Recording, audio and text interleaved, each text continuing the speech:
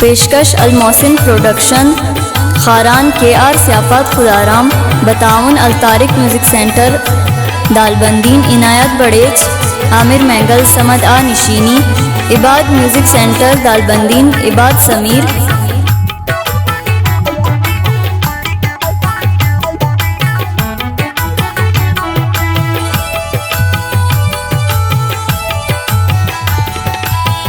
जिनके ऐसी मन बच के उन जवान होते दिला ना बिदे गोत मोहब्बत कनी, गोत मोहब्बत कनी।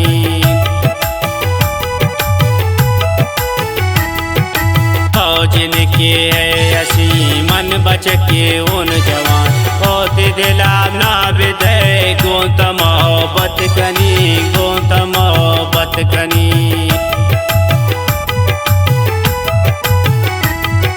नेक तो जाने मना नेक मंजाना तरा ओली गोए गिंदगा चौबिदे आए दिला, चौबिदे आए दिला।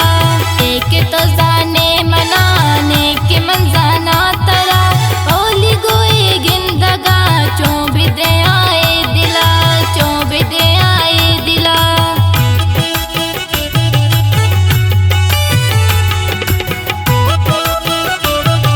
शायरी गुमा अहमद आशिक खारानी गो आवाज़ गुशक भी हफीज़ बलोच पर मुकाबले कोमल जेबी।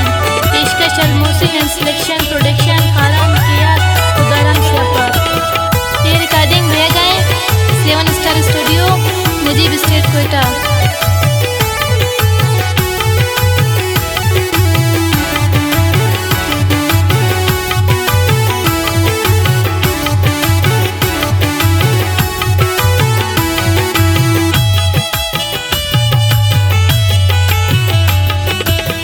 मनी लोटी जगर चम्मन दे माँ बिबे मन तई मजनून बातो मनी लैला बिबे, तो मनी लैला बिबे।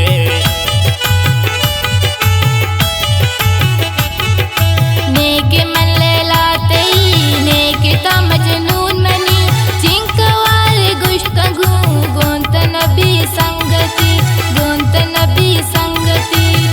जिनके ऐसी मन बच के उन जवान होते दिला ना बिदे गोत मोहब्बत कनी, गोत मोहब्बत कनी। जिनके ऐसी मन बच के उन जवान होते दिला ना बिदे गोत मोहब्बत कनी, गोत मोहब्बत कनी।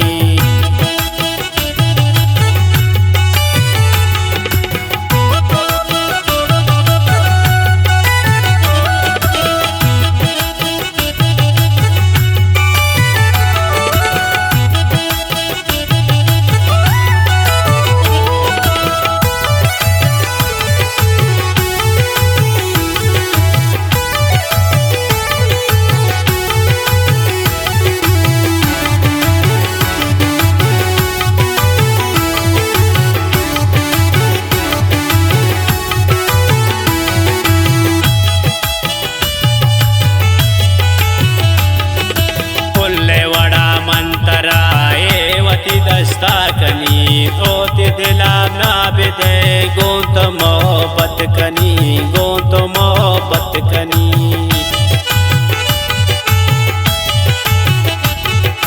इनका मंजानी बचत गप्पजार अंत तई नेस्त मनाइच खबर चे चे किरदार तई, चे चे किरदार तई। जिनके ऐसी मन बच के उन जवान होते दिला ना बिदे गोत मोहब्बत कनी, गोत मोहब्बत कनी। जिनके ऐसी मन बच के उन जवान होते दिला ना बिदे गोत मोहब्बत कनी, गोत मोहब्बत कनी।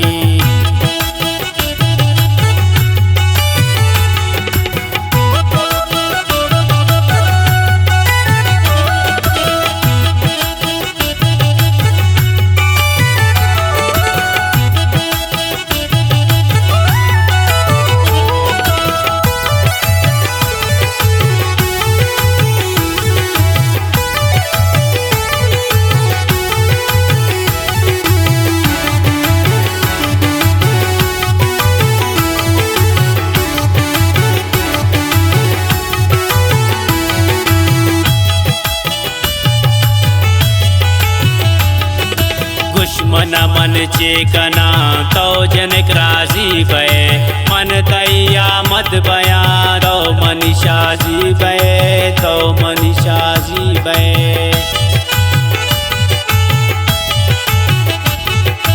इंक मना तंकने मन बचक राजी बया तो मनी आशिक बे मन तई शाजी बया मन तई शाजी बया तो जिनके है असी मन बच के उन जवान होते दिला ना बिदे गोत मोहब्बत कनी गोत मोहब्बत कनी तो जिनके है असी मन बच के उन जवान होते दिला ना बिदे गोत मोहब्बत कनी गोत